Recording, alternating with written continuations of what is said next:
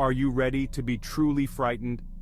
The stories I'm about to share with you are not for the faint of heart.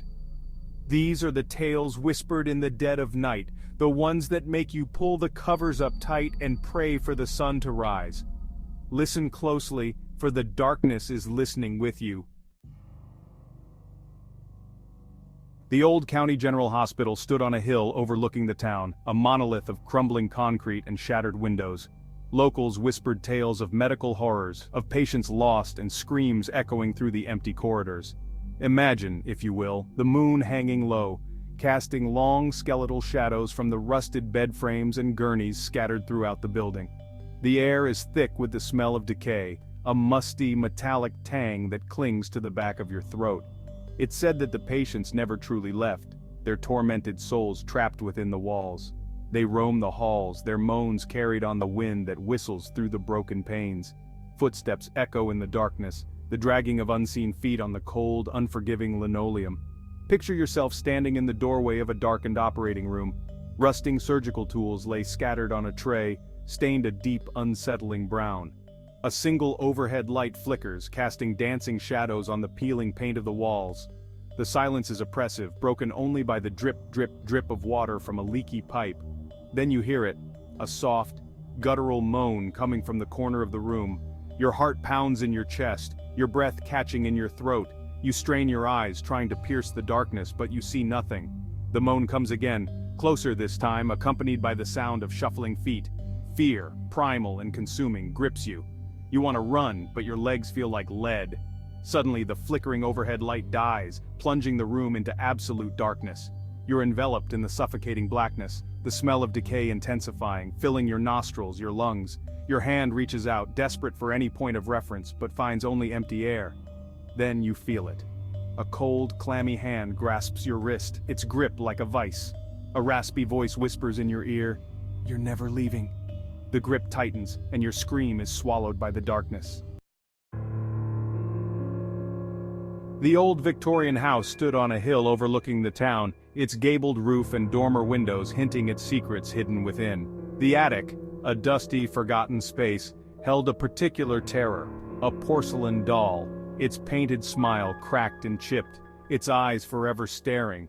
Imagine the attic, cobwebs clinging to the rafters, dust swirling in the faint beams of sunlight that pierce through the grimy windows. The air is heavy with the scent of mothballs and forgotten memories. The doll sits perched on a dusty trunk, its porcelain skin cold and smooth to the touch. Its once vibrant dress is faded and torn, its lace collar yellowed with age, but it's the eyes that draw you in. Their glassy stare unnervingly lifelike. Locals whisper that the doll is cursed, possessed by the spirit of a young girl who died tragically in the house a century ago.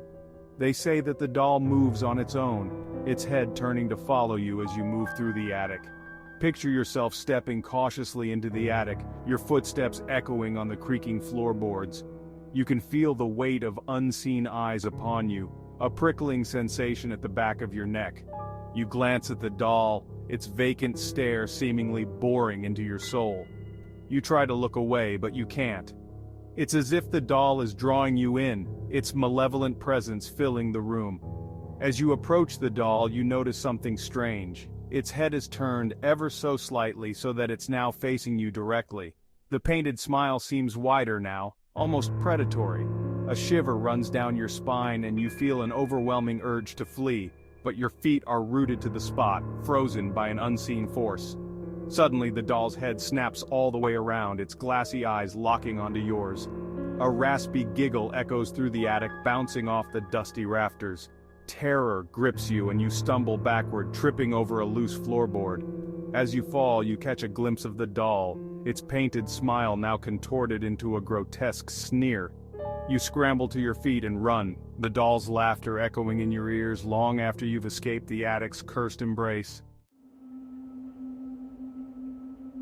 The woods at the edge of town held an ancient primal fear, a darkness that deepened with every setting sun. Legend spoke of a ghostly figure, a spectral being that haunted the forest paths at the stroke of midnight. Imagine the thick, oppressive air of the forest, the gnarled branches of ancient trees clawing at the starless sky. The moon, a sliver of silver, casts long, distorted shadows that dance and writhe like living things. The silence of the forest is unnerving, broken only by the rustle of leaves and the distant hoot of an owl. A chill wind whispers through the trees, carrying with it the scent of damp earth and decaying leaves. It is said that the apparition appears only at midnight, its form shifting and indistinct, like smoke caught in the moonlight. Some say it's the ghost of a lost traveler, forever searching for a way out of the woods.